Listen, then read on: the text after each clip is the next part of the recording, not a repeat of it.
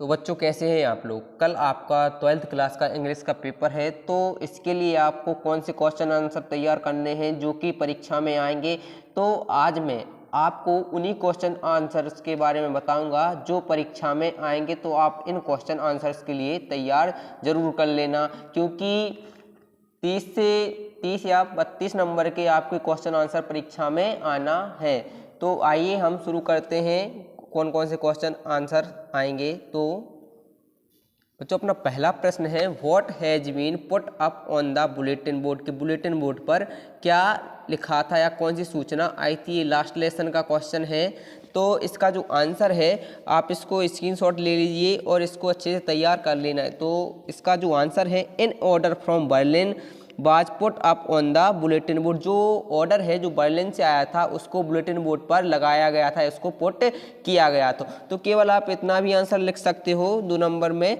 और यदि और लिखना चाहो तो इसमें ये भी बता सकते हो, इट सेड दैट, इसमें कहा गया था only German would be taught in the schools of Alsace and Lorraine. जो इसमें कहा गया था कि जर्मन भाषा को ही जो एल्सिस और लॉरेन है उसकी स्कूलों में पढ़ाया जाएगा।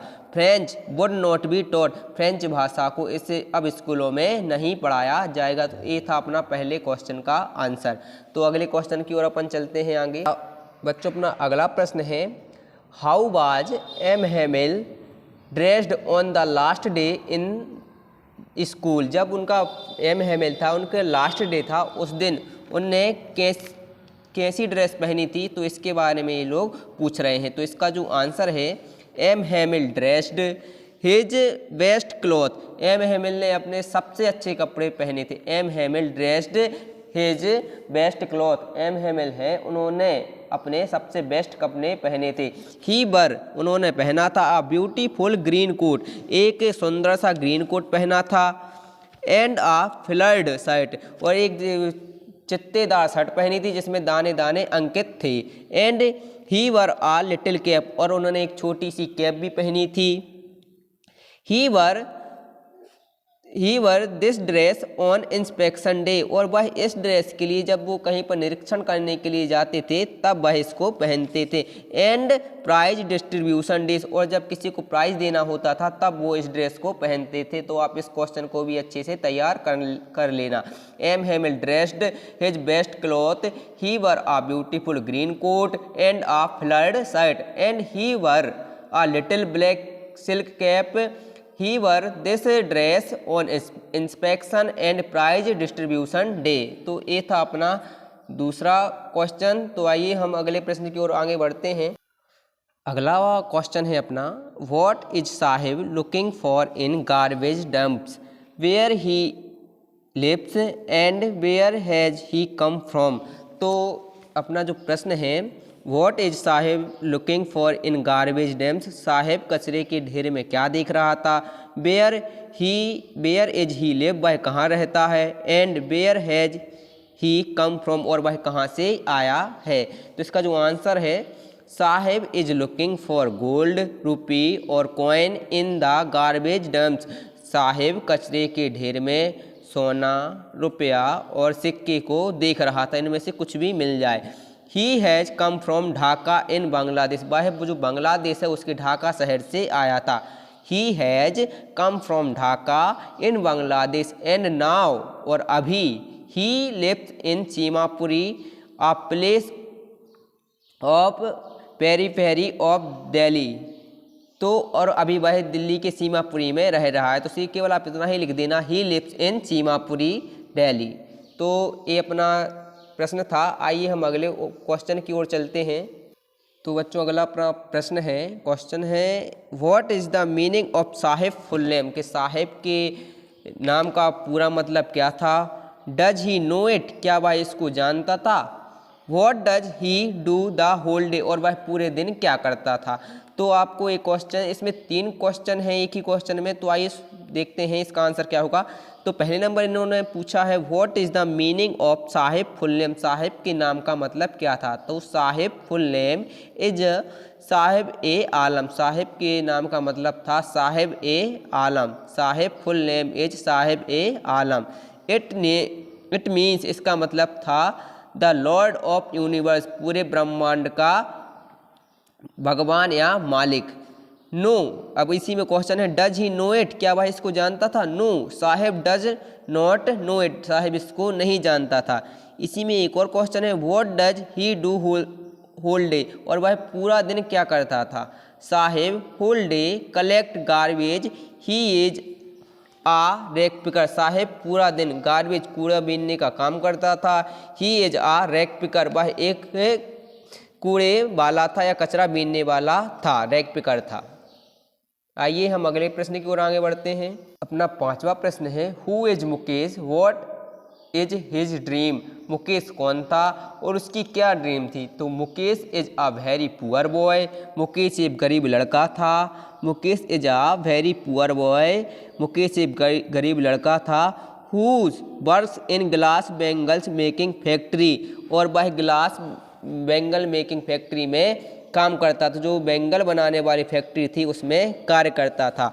डेट इज सिचुएटेड, और यह इन फिरोजाबाद, वह फिरोजाबाद में क्या है? स्थित है, यह कंपनी फिरोजाबाद में स्थित है। तो ये था अपना। इसी में एक और क्वेश्चन है व्हाट इज हिज ड्रीम, और उसकी क्या जो इच्छा थी, क्या उसका जो सपना था? तो Mukesh belong to poor family, Mukesh एक गरीब परिवार से ताल्लुक़ रखता था। Which is engaged in bangles making, जो बैंगल्स बनाने वाले जो बैंगल्स मेकिंग थी उस फैमिली से क्या करता था? बिलोंग करता था। Mukesh belong to poor family, which मतलब जो, is engaged in bangles making जो चूड़ियाँ बनाने वाले काम से जुड़ी हुई थी।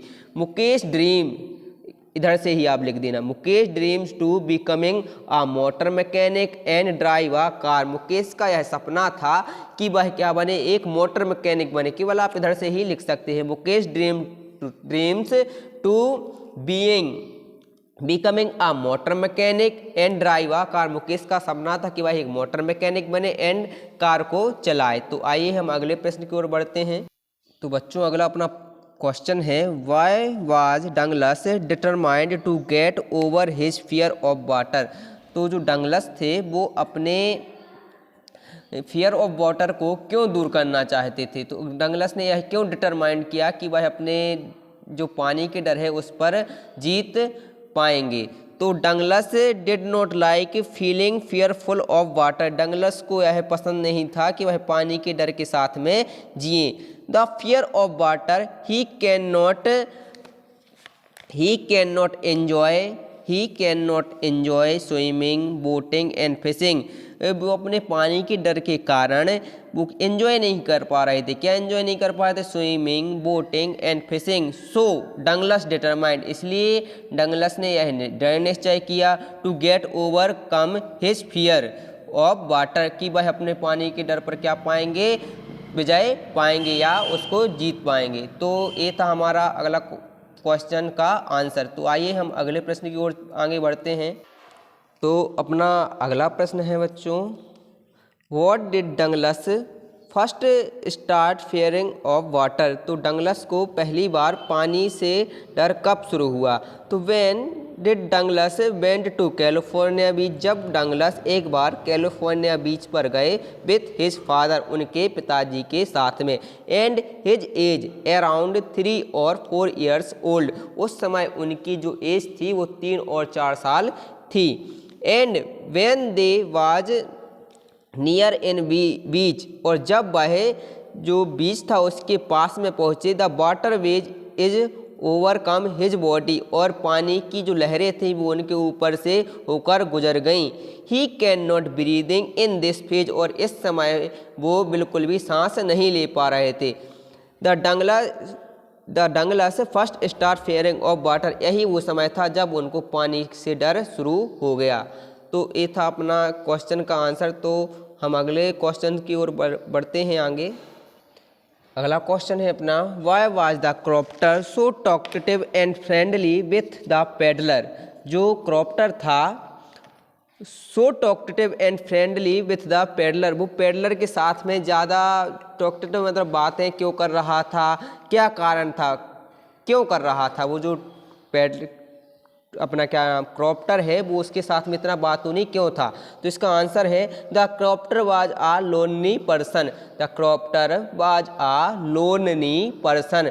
जो क्रॉप्टर था वो क्या था? बिल्कुल अकेला व्यक्ति था। ही वाज वेरी हैप्पी, वह बहुत खुश था। क्यों खुश था? टू टॉक, बात करने के लिए। टू द पेडलर, पेडलर के साथ में। To be away from his loneliness, अपनी जो एकांतता है उसको दूर करने के लिए वो उससे बात करना चाहता था, कि वो उसके अकेलेपन को दूर करने के लिए उससे बात करना चाहता था। तो इसका आंसर है the crofter was a lonely person. He was very happy, वह बहुत खुश था। To talk to the peddler, to be away from his loneliness, कि अपनी जो एक अकेलापन है उसको दूर करने के लिए वह उससे बात करना चाहता था। इसलिए वह क्या था? बहुत ही टॉकटेटिव था। किसके साथ में? पेडलर के साथ में। अगला अपना क्वेश्चन है, तो अगला अपना क्वेश्चन है who was the rattrap seller? Rattrap seller कौन था? And how did he make them, और वह इसको कैसे बनाता था? तो इसका जो आंसर है the rattrap seller was a vagabond who went around selling small rat traps of wire. His name was peddler। जो rat trap seller था वह वैगाबॉन्ड था, जो यहाँ वहाँ घूमते रहते हैं आवारा जैसे। वो क्या था? आवारा था। The rat trap seller was a vagabond। rat trap seller जो चूहेदानी बेचने वाला था वह एक आवारा था। who मतलब जो, want around selling जो चारों ओर, इसको सेलिंग स्मॉल रेट ट्रैप्स जो चारों ओर छोटे छोटे चूहेदानी हैं उसको बेचता था। ऑफ वायर हिज नेम, जो वायर की जो तार की बनी होती थी। हिज नेम वाज पेडलर, और उसका नाम था पेडलर। अब वह इसमें क्वेश्चन है how did he make them, और वह इसको कैसे बनाता था? तो ही मेड देम, वह इसको बनाता था from the material he got, जिसको वह पाता था बेगिंग भीख में, इन द स्टोर्स और एट द बिग फर्म, जिसको वह स्टोर्स जो दुकानें थीं और बिग फर्म थी उसकी में क्या करता था? पाता था। तो ये था अपना इस वाले क्वेश्चन का आंसर। ये भी आप अच्छे से पढ़ लेना। तो बच्चों अगला अपना प्रश्न है जो अपना इंडिगो चैप्टर में से है। What had happened with Rajkumar Shukla and Gandhi ji at Rajendra Prasad house? Rajkumar Shukla और गांधी जी के साथ में राजेंद्र प्रसाद के घर पर क्या होता है? तो क्या होता है इसका आंसर देखना। बेन जब राजकुमार शुक्ला एंड गांधी जी, जब राजकुमार शुक्ला और गांधी जी रीच्ड पहुंचते हैं at the house of Rajendra Prasad के घर में पहुंचते हैं। देन तभी he was out of town, तब वो आज क्या होते हैं? शहर के बाहर होते हैं। कौन? Rajendra Prasad. The servant allowed, जो उसका नौकर होता है, जो उनके नौकर होते हैं राजेंद्र प्रसाद जी के। द सर्वेंट अलाउड बोथ मतलब किसके लिए? दोनों के लिए। किस किस के लिए? गांधी जी और राजकुमार शुक्ला के लिए। The servant allowed both to stay on the ground, वो उनको ग्राउंड पर बैठने के लिए, ज़मीन पर बैठने की अनुमति देता है। And he can not allowed, और वह उसको उनके गांधी जी को अलाउ नहीं करता है। To Gandhi ji to take water in the ball, और गांधी जी को कुएं में से पानी लेने से मना कर देता है। तो ये हुआ था राजेंद्र प्रसाद के घर पर गांधी जी और राजकुमार शुक्ला के साथ में। तो इसका पूरा आंसर देखना। When Rajkumar Shukla and Gandhi ji reached at the house of Rajendra Prasad, then he was out of town. The servant allowed both to stay on the ground and he can not allowed to Gandhi ji to take water in the ball. तो आइए हम अगले प्रश्न की ओर आगे चलते हैं। तो अगला अपना क्वेश्चन है why did Gandhi ji chide the lawyers? Gandhi ji जो थे वो लॉयर्स थे, वकीलों पर गुस्सा क्यों हुए? तो इसका जो आंसर है गांधी जी चाइडेड द लॉयर्स, गांधी जी वकीलों पर गुस्सा हुए। फॉर कलेक्टिंग, इकट्ठा करने के लिए, बिग फी, एक मोटी fees, from the poor share cropper, जो गरीब बटाईदार किसान थे उनसे जो वकील थे मोटी फीस कलेक्ट करते थे, बड़ी बड़ी बिग फीस लेते थे, इसलिए गांधी जी वकीलों पर क्या हुए थे? गुस्सा हुए थे। तो अपन का इसका आंसर है गांधी जी चाइडेड, गांधी जी गुस्सा हुए। The lawyers of collecting big fee from the poor share cropper. तो ये था इसका आंसर। तो अगले क्वेश्चन की ओर अपन चलते हैं आगे। तो अपना अगला प्रश्न है जो पोएट्स एंड पैंकीज में से है। तो आप सभी जो चैप्टर हैं वो आपको एक काम करना है, सभी चैप्टरों के आपको राइटर के जो नेम है वो आपको याद कर लेना है। और जो क्वेश्चन आंसर मैं बता रहा हूँ ये तो मोस्ट IMP हैं ही, आपको इनको भी पूरी 1-2 बार देखेंगे तो आपको याद हो जाएंगे और आपको इनको लिख लिख कर भी देखना है। तो अगला जो अपना प्रश्न है, व्हाट वाज पैनकेक, पैनकेक क्या है, how was it related to Gemini studio, और यह जेमिनी स्टूडियो से किस प्रकार से संबंध रखता है। तो जिसका आंसर है pancake was the brand name, pancake क्या है, एक ब्रांड का नाम है, ऑफ द मेकअप मटेरियल जो कि मेकअप का सामान होता है। तो pancake was the brand name of makeup material, जो मेकअप मटेरियल है उसका क्या है, एक ब्रांड का नाम है pancake. It was related to Gemini studio, यह जेमिनी स्टूडियो से संबंध रखता है because Gemini studio bought it, Gemini studio इसको खरीदता है, इन ट्रक लोडेज, ट्रक भरकर इसको क्या करता है, परचेस करता है, खरीदता है पैनकेक के लिए। जो अगला जो इसका आंसर हो गया, इसके बाद अपन नेक्स्ट क्वेश्चन को आगे चलते हैं। तो अपना नेक्स्ट क्वेश्चन है, who was the office boy, office boy कौन था, व्हाट वर हिज क्वालिटीज़। यदि आपने चैप्टर पढ़ा होगा तो आप पर ये आंसर आराम से बन जाएगा। तो इसका आंसर देखना, the office boy was a 40 years old makeup artist in Gemini studio. जो ऑफिस बॉय था एक्चुअल में कोई बॉय नहीं था, वह एक 40 साल का क्या था, मेकअप आर्टिस्ट था, जो कहाँ पर, in Gemini studio, Gemini studio में। The office boy was a 40 years old makeup artist in Gemini studio. और इसी में एक और क्वेश्चन है, व्हाट वर हिज क्वालिटीज, और उसकी क्या विशेषता थी। The office boy had the duty of slapping paints on the face of players at the time of crowd shooting. This was his qualities. The office boy था, उसकी जो duty क्या थी, जिसका कर्तव्य था स्लैपिंग मतलब उसे पोतना, पेंट, पेंट मतलब कलर को, ऑन द फेस चेहरे पर, ऑफ प्लेयर जो कलाकार होते थे उनके चेहरे पर पेंट पोतने का यह काम करता था। कब करता था, जब क्राउड की शूटिंग होती थी। यह क्या थी, उसकी विशेषता थी। तो इस क्वेश्चन का सटीक और सुंदर आंसर हो जाएगा। अगले क्वेश्चन की ओर हम आगे चलते हैं। जो अपना नेक्स्ट क्वेश्चन है वो इंटरव्यू वाले चैप्टर में से है, what is a interview, interview क्या है। तो इसका जो आंसर देखना, an interview is a conversation, interview क्या है, एक कन्वर्सेशन है, बातचीत है, बिटवीन 2 और मोर पीपल, जो 2 या 2 से अधिक लोगों के बीच में होती है। वेयर जहाँ, क्वेश्चन आर आस्क्ड, जहाँ पर क्वेश्चन पूछे जाते हैं, by the interviewer, to obtain प्राप्त करने के लिए, ऑप्टेन मतलब प्राप्त करने के लिए, ऑप्टेन इन्फॉर्मेशन मतलब सूचनाएं, फ्रॉम द इंटरव्यू वे, जो साक्षात्कार है उसके द्वारा क्वेश्चन आस्क किए जाते हैं, जिससे इंटरव्यू लिया जाता है उसके द्वारा। क्यों किए जाते हैं, क्योंकि सूचनाओं को प्राप्त करने के लिए इंटरव्यू लिया जाता है। The interview is a conversation between 2 or more people where question are asked by the interviewer to obtain information from the interviewee. ठीक है, ये हो गया अपना क्वेश्चन का आंसर। तो आइए हम नेक्स्ट क्वेश्चन की ओर आगे चलते हैं। What was the name of the rose, the name of the rose is a famous, what was the name of the rose, name of the rose क्या है, तो सुनना, the name of the rose was a famous novel, यह क्या है, एक famous novel है, written by Italian author Umberto Eco, जिसको अम्बर्टो इको के द्वारा लिखा गया है। तो ये था अपना इस क्वेश्चन का आंसर। आइए हम नेक्स्ट क्वेश्चन की ओर आगे बढ़ते हैं।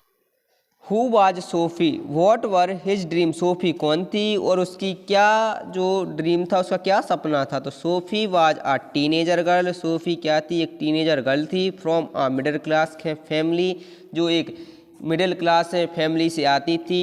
हु ड्रीम उसका सपना था, of being either a manager, an actress और अ फैशन डिज़ाइनर, उसका सपना थी कि वो या तो एक मैनेजर बन जाए या एक्ट्रेस बन जाए या फैशन डिज़ाइनर बन जाए। सी आल्सो विश, उसकी यह भी इच्छा थी, to have a own boutique, की उसका खुद का क्या हो, एक बुटीक हो, मतलब खुद की एक कपड़ों की दुकान हो। आप ये भी क्वेश्चन अच्छे से रीड कर लेना।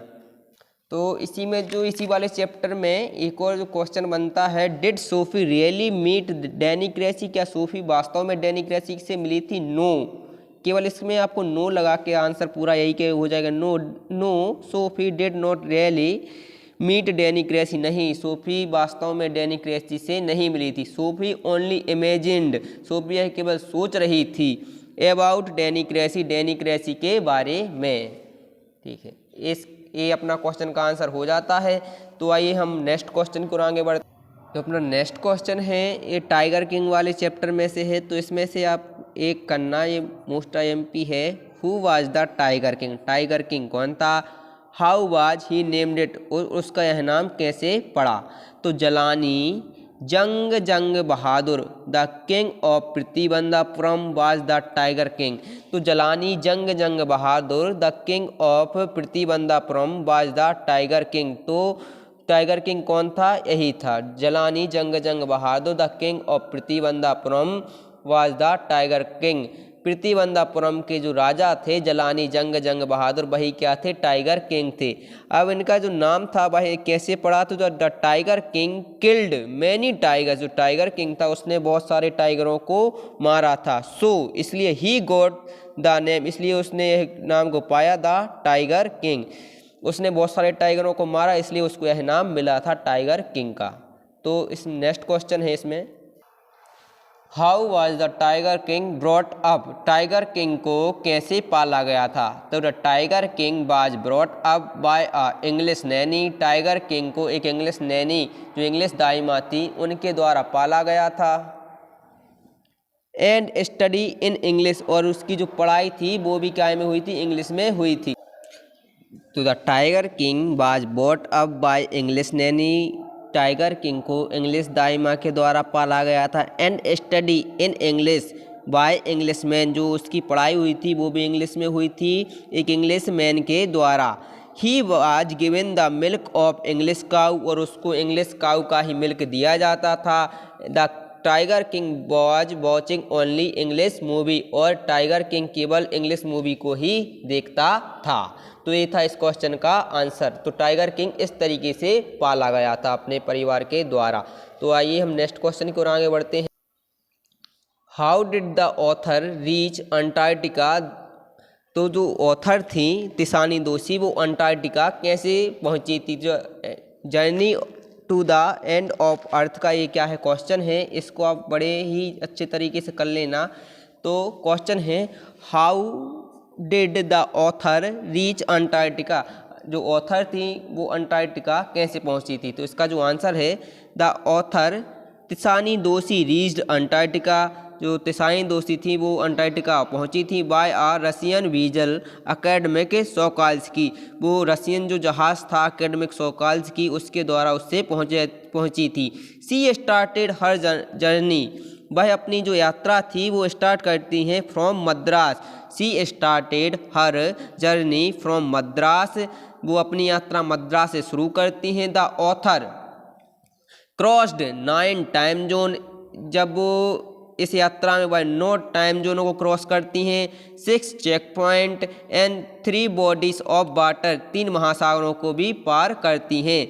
सी had to travel over 100 hours, वह इस समय 100 घंटे से ज़्यादा का समय क्या करती हैं? ट्रेवल करती हैं। Using different modes of transportation, और विभिन्न यातायात के साधनों से, सच एज आ शिप, कार और एरोप्लेन, जैसे वो शिप से भी यात्रा करती हैं, कार से भी यात्रा करती हैं और एरोप्लेन से भी यात्रा करती हैं। और टोटल वो 100 आवर्स क्या करती हैं, जो है वो ट्रेवल करती हैं via different mode, ship, car and aeroplane. तो ये था इस पूरे क्वेश्चन का आंसर। तो आइए नेक्स्ट क्वेश्चन की ओर आगे चलते हैं।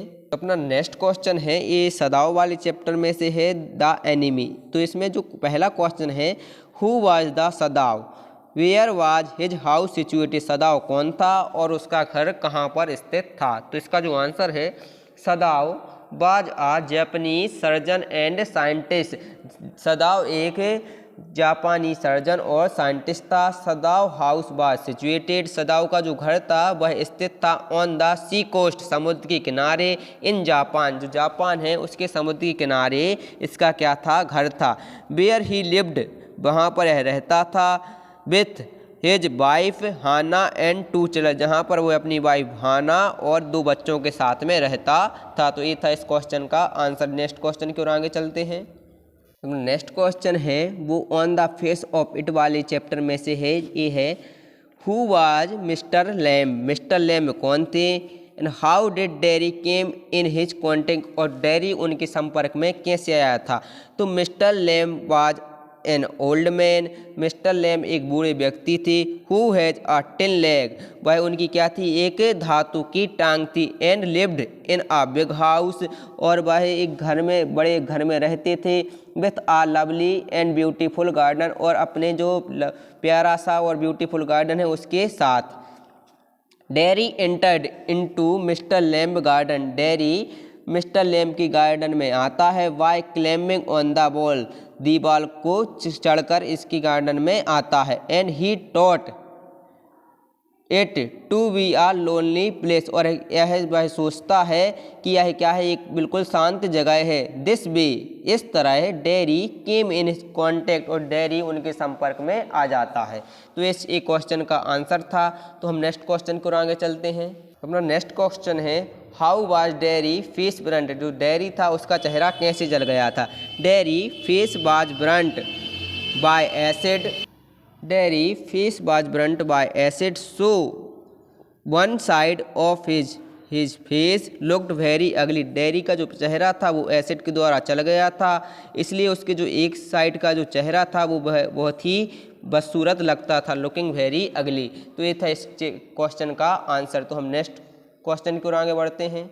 आपको एक कीपिंग क्वाइट का सेंट्रल आइडिया अच्छे से याद कर लेना है। आप इसको स्क्रीनशॉट ले लीजिए। कीपिंग क्वाइट का सेंट्रल आइडिया है, तो इसको मैं थोड़ा बता देता हूँ। This beautiful poem is composed bye Pablo Neruda, यह जो पोएम थी पेब्लो नेरूदा के द्वारा लिखी गई थी। The poet discuss the need of the maintaining peace and silence in the life, अपने जीवन में पीस और साइलेंस को मेंटेन करने की बात कहते हैं। ही से इट, वह कहते हैं it is very important to stop and introspect our self, वह कहते हैं कि यह बहुत ज़रूरी है कि हम अपने आप को रोकें और अपना आत्मचिंतन करें।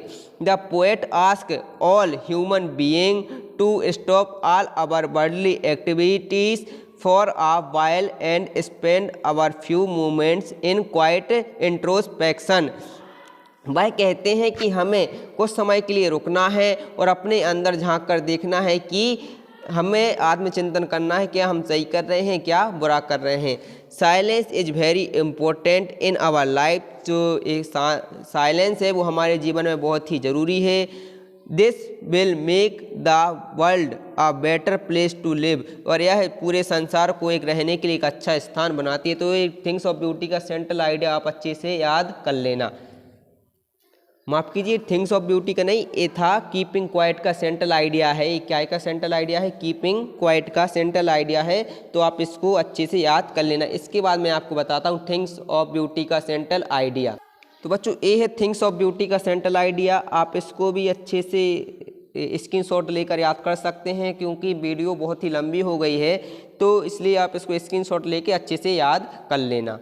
तो बच्चों ये थे हमारे क्लास 12th इंग्लिश के मोस्ट IMP क्वेश्चन। इसमें मैंने आपको क्वेश्चन पूरे इंग्लिश का एक बार शॉर्ट रिवीजन भी करवा दिया है, और इसके जो मोस्ट IMP क्वेश्चन थे उनको विथ आंसर के साथ में आपको बताया है। तो आप वीडियो को पूरी देखिए और इन क्वेश्चन को रिवीजन करते रहिए, और आपको सेंट्रल आइडिया भी पढ़ लेना है जितने बताए हैं, और इसके साथ साथ आपको पूरे क्वेश्चन आंसर का रिवीजन करना है। तो तब तक के लिए आप हंसते रहिए, खुश रहिए। जय हिंद, जय भारत।